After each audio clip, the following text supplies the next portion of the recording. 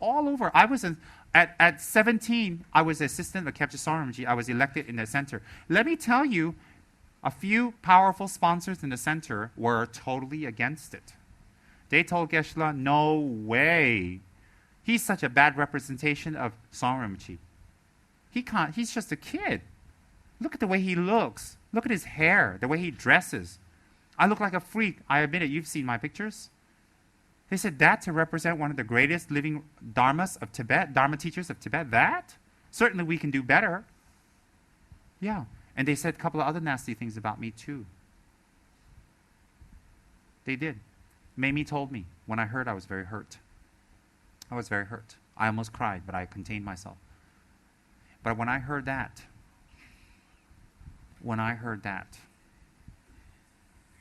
I pushed myself much, much more.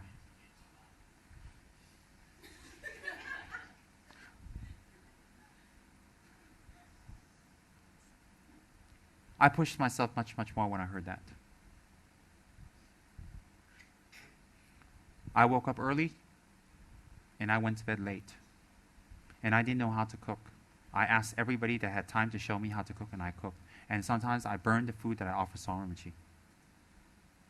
And I learned and I couldn't talk to him directly in the beginning. And I got translators to find out what he likes, what's his schedule, what's his food, and I made it and I offered it to him. In those many months, I didn't even get a chance to eat myself. There was no time. I'm not kidding you. I would work part-time in Photomat, and I worked a part-time job because I was serving Zong Rinpoche, and I came back in the afternoon. I was making about $500 US a month to survive. That's it. My rental was 150 or 160, something like that. And a lot of times to get money from the committee or whatever to reimburse and keep receipts and all that was very complicated for me. So I just chucked it. A lot of the stuff I bought, whatever I had extra.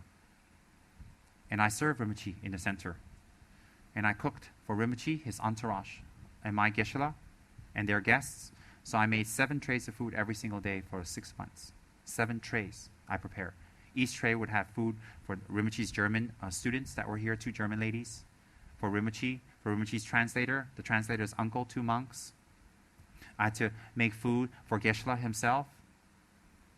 I had to make food for some other people. I forgot who it was, but I remember 7 trays every day was laid out in the kitchen, and I made 7 sets of eggs, 7 sets of toast, 7 sets of, some wanted coffee, some didn't want sugar. I had to prepare the sugar, everything for them because they were Rinpoche's entourage, and I need to take care of them. And I'd serve Rinpoche up first. I get way up early in the morning, and I go up and bring breakfast to Rinpoche first. Offer him the breakfast, and I make 3 prostrations immediately. Why did I do that? Because I don't know how long I can be with him. And I didn't want to prostrate to a statue. I wanted to prostrate to a living Buddha. So I made 3 prostrations to him and offer him the breakfast, pour the tea, and I put his diabetic pill inside, the diabetic sugar for Kyabje Zong Rinpoche. And then I took my way, and then I went to my teacher, Geshe-la. I offered him breakfast, and I made sure everything was hot and all right. If sometimes one of the tray was not hot, I would heat it up very quickly. Then I go to the translator. Then I offer to the translator's uncle. Then I offer to Rinpoche's assistant. And then I offer to the 2 German ladies. And then I would do that every day. And then by the time I finish the last person, I'll go back up and wait by Rinpoche while I was eating. And then I would take his tray. If there's something left, I asked his permission, and I would eat his leftover. I wanted his saliva. I wanted something he had bitten every day. So I would eat his leftovers, even the crumbs I would eat. Why? I believe in my Lama. Very much. And his cups and his plates I would wash first and clean it, and I would put it in the highest place in the kitchen. That's what I was taught by Geshe-la. Not mix it with other people's things. And I would not crack it and not damage it. And his spoon and his silverware, sometimes I'd wash twice. And I'd wipe it very carefully, very clean, so that none of his silverware were dirty. None of his silverware was sticky. Why? This is my opportunity to serve my Guru. So I clean, and even his tray, I wiped it clean, everything. And I put it away. No one touches his items. I have a special place, and I put up a sign there just in case anybody makes a mistake. And then I would do that with Geshe-las, take his leftovers. And I would do that with the translators and all their food, everyone's. If there was any leftover, I would give it to the dogs outside. And then I would feed the cat to the center. Then if I had time, I would clean up the kitchen, wash, put the trays away, put the dishes away, put everything away. It's like 2 loaves of bread a day. Everything I would put away, and then I'll go and take a shower quickly, and I get dressed and go either walk to work or take a bus to work if I was late. Then I work until about 2 or 3 o'clock, and I switched my job to a location that was very nearby because I didn't have a car. So then I would take a bus back or walk back. If I walk back, it's about 20, 25 minutes. If I take a bus back, it's literally 5 minutes because it's not too far. It's like from here to from here to the center, KH, from here to the center, distance of my work, something like that. But it was a straight line, straight, so I can walk it. And then I come home about 3 o'clock. I would start cooking dinner. Someone would take care of lunch because I had to work. So usually dinner, more than breakfast, dinner, someone would come and help. Not usually, once or twice a week, someone would come and help because people wanted to make dana to Rinpoche in the entourage. So they helped me cook. So usually dinner, I had to learn how to cook at the stove. I had to learn, and I knew only a few dishes, and let me tell you, it was a challenge to cook for 7 people a day. I had to run to the store to do the shopping. Sometimes one of the students would do it for me. I will wash everything, prepare everything, cook everything. Sometimes I burned it. I have to do it over very quickly, very, very fast. It was very scary. I hated cooking, but Geshe-la wanted me to do it. And I would cook, make 7 trays again with the drinks. And Rinpoche likes Tibetan tea, but there's a certain way that he likes it because I have to make it the way he likes it. The right amount of butter and all that. And then I would serve. Kyabje Zong Rinpoche go upstairs often. I make 3 prostrations. And sometimes I would have the luck to sit near him because I was not in such a big rush, and massage his feet. I would do my best to massage his feet every day. I would go in, make 3 prostrations. No one told me I did this. I would go in, I make 3 prostrations, offer Rinpoche the food, and I would kiss his feet because I read in a tantric manual, Indian base, to show the deepest respect to someone very high is to touch the lowest part of their body. So I would kiss Rinpoche's feet, and Rinpoche, after a while, made it a game. He would do this to me. And then he'd go like that, and then when I tried to grab it, he'd go like that, and he'd laugh. This grandmaster. And then when I grabbed it, I would put it on my head, and I would kiss it. Tibetans don't kiss. I did it because I'm from America. So it was my way to show my reverence to him because I couldn't talk. I don't speak his language. So I would take his feet, put it on my head, and then I would kiss it, and then I would offer his food, and I'd go off. Every day. Almost every day. And then I would be very aware below his seat if any of his goatee had fell off. If any of his goatee fell off, I would grab it.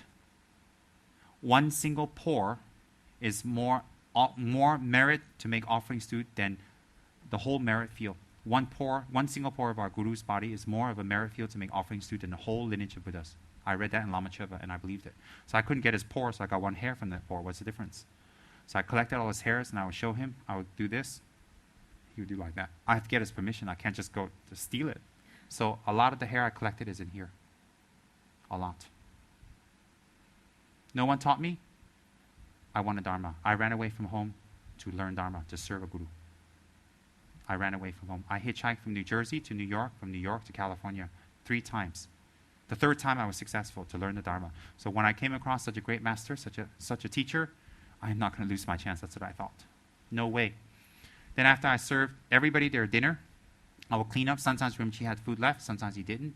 If he didn't have food left, and sometimes I was a little smart, I made more, so I made sure there was leftovers. Sometimes Rinpoche foiled me because he was very hungry, ate more, so I'd have his leftovers. If I didn't, it's okay.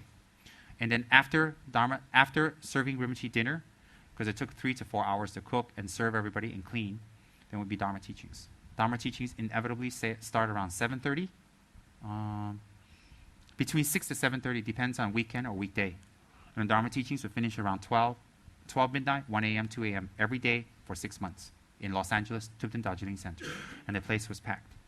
And so after I served Rinpoche, I would have to clean up the kitchen, and I'd run upstairs and make sure everything in Rinpoche's room was all right. And if Rinpoche has audience or people coming to meet him, I vacuumed his room, and I would make sure everything's clean, everything's in order. I would go downstairs and run to them and say, a few minutes, and I would confer with Rinpoche's assistant. Is it okay? They say okay, then I would assist the person in and make sure. I don't wait for Rinpoche to come out and say, hey, you can come in now. Never. I make sure that, and then when they walk upstairs and they go inside Rinpoche's room, they have audience, I would stay nearby quietly. If I was allowed in because it was not private, I would sit nearby. Why? In case Rinpoche needed anything. How did we speak? He would point out things. I would make sure. I would never let Rinpoche be without anyone. Never. I would be nearby, alert as possible to make sure everything was there for him. And after his interviews, his divinations or whatever, then I would assist him downstairs. Carry incense or whatever, carry his hat. and make sure he sits on the throne. When he sits on the throne, I don't leave him. I help him on the throne. I fix his robe. I make sure everything's straightened. Even before he sits out, I make sure everything's straightened. I walk up there. And I was very young that time, and people were amazed that Rinpoche would let me come so close and that I knew so much. Even his main assistant sat by and watched because they knew how much pleasure I derived from this. And then I would sit for Dharma teachings. I had notebooks and notebooks of notes that I wrote down that were very useful now, that I wrote. Geshe-la would be in the front. There would be a translator, and I would write notes. And in between teachings, if Rinpoche needed anything, his thermos would always be filled with whatever he needed. I would make sure of it. And if the teachings were exceptionally long, after they were finished, Rinpoche would go upstairs. I would assist him upstairs. If I had to help the Dharma students explain or talk about some questions or answer something, I would do so. If Geshe-la needed something, I would do so. If not, I would go upstairs and give Rinpoche a massage. Usually, if I can nightly, I'll give Rinpoche a massage. Once in a blue room, Rinpoche has a headache, so I have the honor to touch his head. I'll wash my hands, purify it with incense, and I'll make 3 prostrations, and I'll massage his head. Why? Whether I'm clean or not clean doesn't affect Rinpoche, but it affects me, my awareness. To be conscientious about what I'm doing and what I'm serving and who I'm serving. To be conscientious. Why? I want attainments. So I would massage Rinpoche's head very gently. I make sure my nails are cut. I don't puncture. I'll be very careful and very aware because I'm touching my guru's head. My guru. The one who confers on me Dharma. And then I would massage his back. And usually when he's doing his sadhana, I would have the honor to massage his feet. And I would never want to stop. Never. I massaged until he said to stop. And I wouldn't sit there and I would do every part. I would do as best as I can, make sure he's comfortable. And I would observe his face to make sure that I'm not creating pain for him. If I went like that, and sometimes he'd go like that, then I know that's not good. I would observe. Why? It's my guru. It is my guru. That's why I left my home. That's why I left college. Going to school to learn Dharma. This is what I did. You can confer with anybody from Tutin Jajini who was there when I was there. You can ask Mamie if you ever interview her. Am I serious? And in the presence of my Rinpoche, I never slouched. Because that's what it says in the 50 verses of Guru Devotion. And I know why now. It's to create awareness. If I don't slouch in front of anybody, it's good manners, isn't it? In front of my Lama, he's teaching me good manners. So that when I go out into the world, I can be more effective in whatever I want to do with people. I never slouched in front of my teacher. I never farted. I never burped. If I coughed, I covered myself. That's what it says. I didn't scratch myself. I didn't twist my body around. I didn't massage myself. I didn't crack my knuckles, because that's what it says in 50 verses, not to do that in front of our teacher. And the reasons why, because we're going to go to hell if we do that? No. Awareness, manners. Awareness and manners. If we can't do that in front of our Dharma teacher, who can we do that in front? And that's the whole purpose of having a Dharma teacher, is to bring that awareness to the forefront. I will be very aware of that. Very aware. And I will never forget those days. I never look back on those days as work. I have never regretted or felt tired or didn't want to do it. Never. Not even once in my life for the last 20 years. Oh my God, it was so much work. I almost died. I don't even remember being in pain or being sick. I didn't go out to any clubs or meet any of my non-Dharma friends or do anything in that 1 year. And the 1 year just passed like that. And I was in mortal fear that Rinpoche would leave. Mortal fear. And I couldn't think even of the day he was leaving.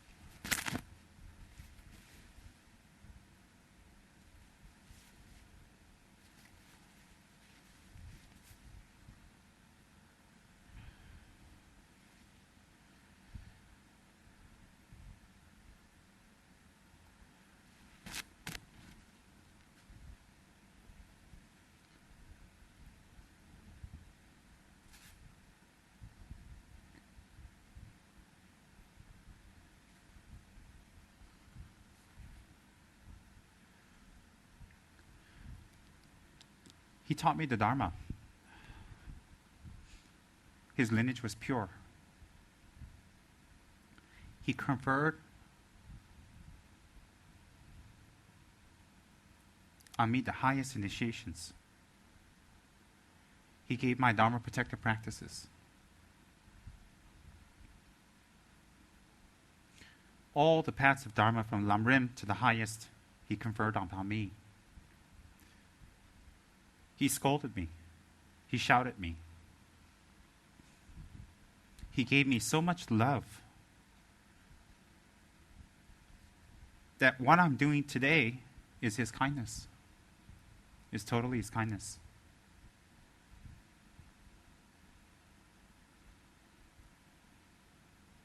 He is the only person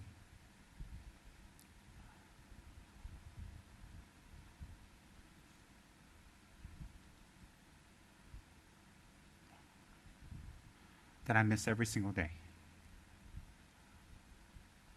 I don't have much attachment to people.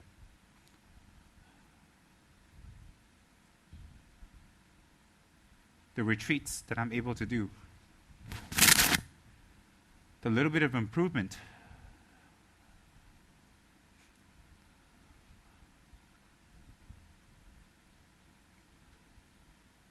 all stem from him.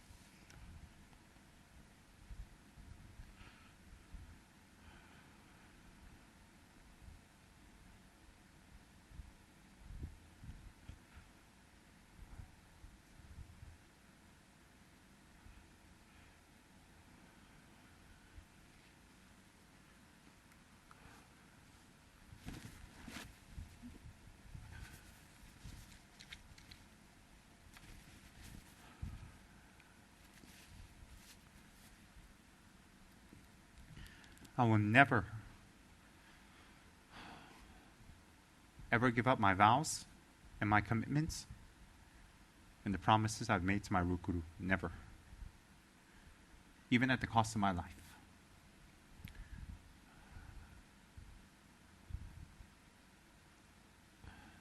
One big reason that I teach Dharma today is because of Rinpoche and the promise I've made to him.